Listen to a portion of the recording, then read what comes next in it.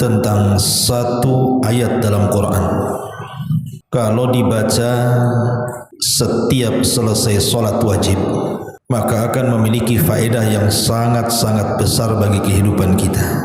Ayat apa itu?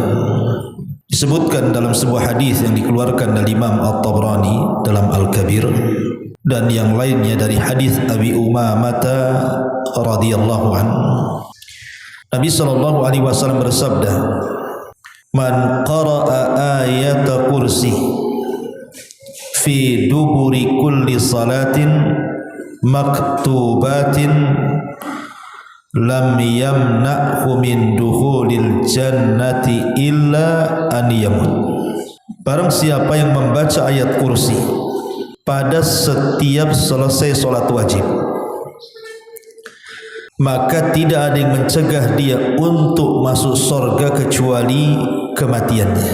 Di sini Nabi SAW menjelaskan tentang keutamaan satu ayat dalam Quran yang disebut dengan ayat kursi. Kata Nabi, siapa yang membaca ayat kursi selepas solat wajib dan dijadikan wirid selepas solat, maka tidak ada yang mencegah dia masuk surga kecuali tinggal kematian saja. Masyaallah muslimat yang dimuliakan Allah Azza wa Jalla, apa maksud hadis ini? Dijelaskan oleh Al-Imam Al-Munawi dalam kitabnya Faidul Qadir. Beliau mengatakan maksudnya adalah tidak ada yang mencegah dia masuk surga kecuali kematian, yakni lam yabqa min syara'iti dukhulil jannati illa al-maut wa ka'anna al-mauta yamna'u. Maksudnya tidak ada syarat-syarat lain yang menyebabkan orang ini masuk surga kecuali hanya kematian saja. Seolah-olah kematian itulah yang menghalangi dia masuk ke dalam surga. Artinya kalau seandainya dia meninggal, berarti sudah tidak ada syarat-syarat lain kecuali dia akan masuk surga. Dan perkataan Al-Imam Al-Munawi ini dikuatkan juga oleh Al-Imam As-San'ani dalam kitabnya Subulus Salam. Kata beliau, maksudnya lam yamna'hu min dukhulil jannah illa al-maut. Beliau mengatakan huwa ala hadfi mudhaf, ay lam yamna'hu illa adamu mautihi. Maksudnya di sini ada kalimat yang dibuang seolah-olah Rasul ingin mengatakan tidak ada yang mencegah dia kecuali karena tidak adanya kematian. Kalau seandainya Allah takdirkan dia mati dan selama hidupnya dia istiqamah, tidak pernah meninggalkan membaca ayat kursi selepas solat wajib, maka dipastikan masuk surga, seolah-olah seperti itu. Masyaallah muslimat yang dimuliakan Allah Azza wa Jalla. Kemudian senada juga yang dikatakan Ahmad ibn Muhammad At-Tahawi dalam hasyiahnya. Beliau mengatakan wal murad anna ruhahu tastaqirru fiha.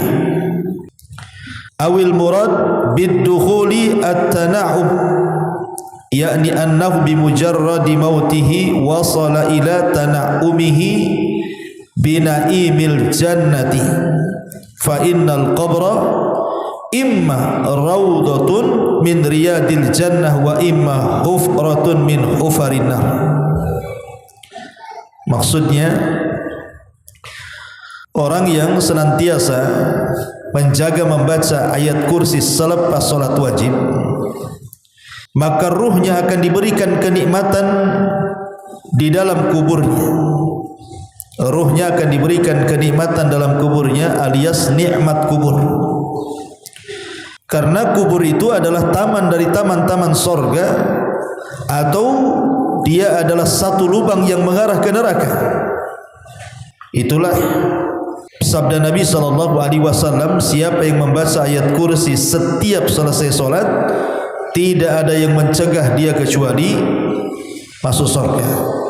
Artinya ketika dia meninggal, kata Ahmad ibn Muhammad At-Tahawi di sini, maka dia akan mendapatkan kenikmatan-kenikmatan dalam kuburnya dan dia tinggal di taman-taman surga. Luar biasa. Dari sini satu ayat saja, kalau kita mau mengamalkannya, tidak pernah meninggalkan, setiap selesai solat wajib, lihat pahalanya, ada jaminan surga. Ma'asyiral muslimat yang dimuliakan Allah Subhanahu wa taala. Kemudian Syekh bin Baz rahimahullahu taala beliau mengatakan, yustahabbu ba'da salati, disunahkan selepas salat, ba'da tasbih wa tahlil, setelah membaca tasbih dan tahlil, beliau mengatakan qira'atu ayatil kursi, baru membaca ayat kursi. Jadi kalau ibu habis sholat, kan di situ ada zikir kan, istighfar 3 kali. Kemudian di situ ada perintah untuk membaca tasbih, membaca tahmid, membaca tahlil, membaca takbir, kan itu Bu ya. Kemudian setelah itu baru ibu baca ayat kursi. Maka kata beliau, wa yurjalahu bidzalika dukhulul jannah idza istaqama, ay idza istaqama ala dini wa hafadha ala dini yurjalahu dukhulul jannah. Kalau dia mau istiqamah dengan bacaan itu, jadi bukan hanya sekali 2 kali dibaca Bu ya, tapi dia buat istiqamah tuh, dijadikan wirid selepas sholat, dan dia berusaha menjaga agamanya, maka diharapkan, kata beliau, orang ini dimasukkan ke dalam surga. Ma'asyiral muslimat yang dimuliakan Allah Subhanahu wa taala. Sebab kalau kita melihat keutamaan ayat kursi secara umum, bukan hanya sekedar orang membaca selepas salat wajib ya. Disebutkan dalam sebuah hadis,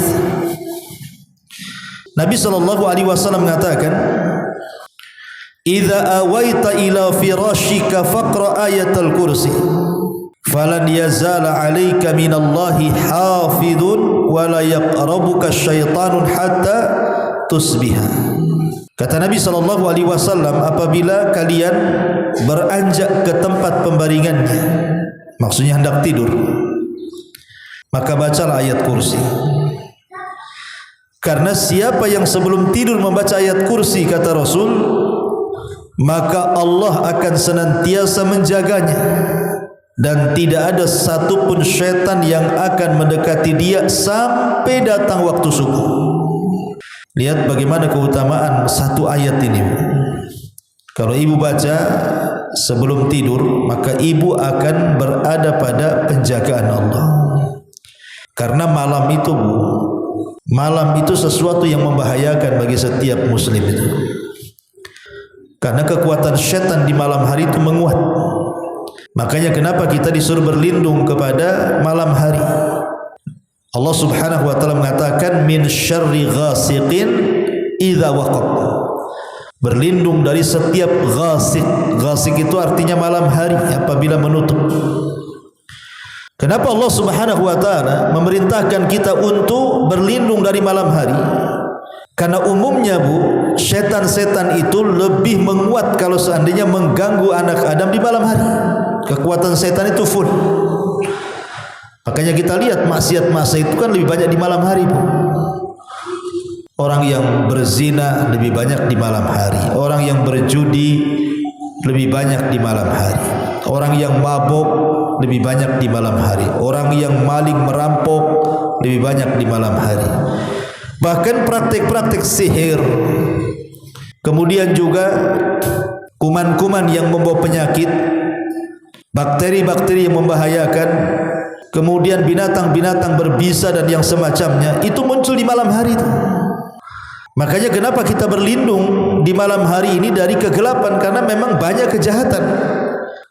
Tetapi orang yang kemudian membaca ayat kursi sebelum tidurnya, maka dia akan diberikan penjagaan. Bahkan syaitan pun tidak akan dekat dia. Sampai kapan? Hatta tusbiha, sampai waktu subuh, sampai pagi lagi. Dijaga oleh Allah Subhanahu wa taala. Dan ini keistimewaan ketika kita dijaga oleh Allah Azza wa Jalla dalam tidur kita, sehingga kita tidak mungkin disakiti siapapun. Tidak orang hasad apabila hasad, tidak orang dengki apabila dengki, tidak ada orang yang menyihir apabila menyihir, dan begitu seterusnya. Karena di sini Rasul katakan falan yazal 'alaika minallahi hafizun wa la yaqrabuka syaitanun hatta yusbiha. Akan senantiasa dapat penjagaan dari Allah, dan kalau Allah sudah jaga tidak ada manusia yang bisa mengganggunya. Kalau Allah sudah menjaganya, tidak ada binatang yang akan mendekatinya. Kalau Allah sudah menjaganya, tidak ada setan, bahkan iblis sekalipun mampu menggodanya. Maka di sini Allah mengatakan wala yaqrabuka syaitanun hatta tusbiha. Tidak ada satu setan pun, baik setan manusia atau setan kalangan jin, mampu untuk menyakitinya. Ini keutamaan ayat kursi juga luar biasa kalau dibaca sebelum tidur. Kenapa demikian? Karena kalau kita cerita tentang surat dalam Quran, itu tidak ada surat yang lebih utama dibandingkan surah Al-Fatihah. Tapi kalau kita cerita ayat dalam Quran, maka tidak ada ayat yang lebih agung melebihi ayat kursi. Makanya satu hari disebutkan dalam Sahih Muslim dari sahabat Ubay ibn Ka'ab radhiyallahu anhu. Jadi Nabi SAW satu hari berjumpa dengan Ubay ibn Ka'ab, kunyahnya Abu Mundhir. Kata Rasul, ya Abul Mundhir, atadri ayyu ayatin min kitabillahi ma'aka a'zam? Wahai Abu Mundhir, tahukah kamu satu ayat dalam Quran itu yang lebih agung menurutmu? Maka Ubay ibn Ka'ab mengatakan, Allah wa rasuluhu a'lam. Allah dan Rasulnya yang tahu. Tapi Rasul mengulang-ulang pertanyaan ini sampai 3 kali. Akhirnya Abul Mundhir pun terpaksa dia menjawab, padahal dia berusaha untuk mengembalikan jawaban itu kepada Rasul. Akhirnya kata Ubay ibn Ka'ab, Allahu la ilaha illa huwal hayyul qayyum. Kemudian dia baca sampai selesai. Selepas itu Rasul tiba-tiba memukul dadanya dan mengatakan, wallah liyahni'akal ilmu ya Abul Mundhir. Semoga Allah memberikan kesemangatan kepadamu untuk terus menuntut ilmu, wahai Abul Mundhir. Kenapa Nabi SAW sampai mengatakan ayat kursi itu ayat yang paling agung? Karena di dalam ayat kursi ini terdapat nama-nama yang sangat indah dan sifat-sifat yang sangat tinggi, dan meniadakan hal-hal yang bisa mengurangi dan merendahkan Allah Subhanahu wa taala di dalamnya. Itulah kenapa kemudian ayat kursi sendiri ta'dilu thuluthul Quran. Ma'asyiral muslimat yang dimuliakan Allah Subhanahu wa taala, setelah kita tahu bahwa ayat ini begitu tingginya, sampai-sampai dalam sebuah hadis dari Aisyah radhiyallahu anha, jadi ada seorang laki-laki datang kepada Rasulullah. Dia mengeluhkan di rumahnya itu seolah-olah hilang berkahnya. Seperti apa umpamanya? Ya, banyak masalah. Suami istri banyak masalah, anak-anak nakal, kemudian suami susah kerja, pokoknya kayak nggak ada berkah lah di rumah itu. Jadi ada orang ini datang kepada Nabi mengadukan di rumahnya hilang berkahnya. Maka kata Nabi SAW, Aina anta min ayatil kursi? Dari mana engkau dengan ayat kursi? Apakah kau sudah suka baca ayat kursi di rumahmu? Maka orang inilah tidak. Maka Aisyah mengatakan, ma talaita ala ta'amin wala idamin illa anmallahu barakata dzalika ta'am wal idam. Tidaklah kau baca ayat kursi itu pada makanan dan lauk pauk, kecuali akan menambah berkah pada makanan dan lauk paukmu. Intinya bahwa ayat ini penuh dengan berkah. Karena Nabi SAW dengan tegas mengatakan kepada kita, barang siapa yang membaca ayat kursi pada setiap solat yang diwajibkan, maka tidak ada yang mencegah dia masuk surga kecuali kematian. Hadis ini saja sudah cukup sebenarnya menjelaskan betapa tingginya, betapa mulianya kedudukan ayat kursi itu pada setiap muslim apabila mau istiqomah dibaca selepas solat sajalah ibu. Selepas solat jadilah, itu sudah bagus itu. Bisa menjamin kehidupan kita. Lah kita kan tujuan hidup kita masuk surga. Apa tujuan kita ini?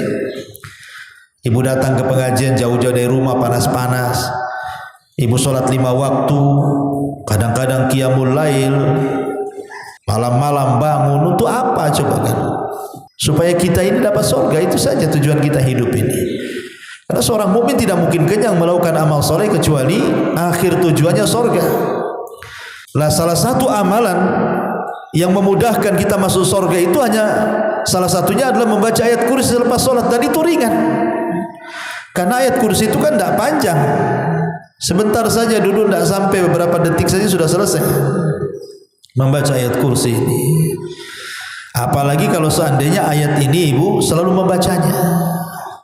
Lihat dalam sebuah hadis ketika Abu Hurairah radhiyallahu anhu ditugasi Rasul untuk menjaga pembendaharaan zakat fitrah di bulan Ramadan. Tiba-tiba malam itu dikejutkan dengan pencuri. Jadi ada yang mencuri beberapa gandum dari Baitul Mal yang dijaga Abu Hurairah. Dikejar sama Abu Hurairah, kemudian ditangkap. Kata pencuri ini, "Ya Abu Hurairah, tolonglah jangan kau tangkap aku," katanya. "Aku ini sedang lapar, keluargaku susah, anak-anakku juga sama. Tolonglah lepas aku," katanya. Akhirnya kemudian Abu Hurairah pun melepas pencuri tadi. Setelah dilepas pencuri tadi, kemudian esok harinya Abu Hurairah ini bu, dia menemui Nabi SAW, tapi Rasul sudah tahu peristiwa semalam itu. Makanya Rasul bertanya, "Ma fa'ala asiratukal bariha ya Abu Hurairah?" Apa yang dilakukan pencuri semalam yang kau tangkap itu wahai Abu Hurairah? Maka Nabi Abu Hurairah mengatakan begini, menceritakanlah karena dia orang susah. Akhirnya saya lepaslah wahai Rasul, katanya. Kemudian kata Nabi SAW, "Hati-hati wahai Abu Hurairah, nanti malam pencuri itu akan datang lagi. Nanti malam pencuri itu akan datang lagi." Betul, malam keduanya datang lagi bu, mencuri lagi. Subhanallah. Kemudian ditangkap lagi, alasannya sama. "Saya lagi lapar, keluarga saya lagi susah, anak saya perlu makan." Kasihan lagi lah Abu Hurairah ini. Akhirnya dilepas lagi. Keesokannya datang kepada Rasulullah. Rasul ngomong lagi, "Apa yang kau lakukan dengan pencuri semalam yang kau tangkap wahai Abu Hurairah?" Kata Abu Hurairah, begini. Kata Rasul, "Nanti malam dia akan datang lagi," katanya. Subhanallah, sampai 3 kali bu. Rupanya apa yang dikatakan Rasul benar. Orang ini datang lagi mencuri. Akhirnya kemudian oleh Abu Hurairah radhiyallahu anhu betul-betul ditangkap ke yang ketiganya. Dia pun mengeluh lagi, kata Abu Hurairah, "Tidak, untuk ketiga kali ini saya tidak akan berikan kesempatan kamu untuk kabur. Kau harus menghadap Nabi." Maka kata orang ini yang mencuri mengatakan, "Abu Hurairah, bagaimana kalau seandainya da'ni u'allimuka kalimatin yanfa'uka Allahu biha?" Maukah ku ajarkan beberapa kalimat yang dengan kalimat itu semoga Allah memberikan manfaat kepadamu, tapi tolong lepaskan aku, katanya. Qultu, kata Abu Hurairah, "Mahya, apa itu kalimat itu yang kau maksud?"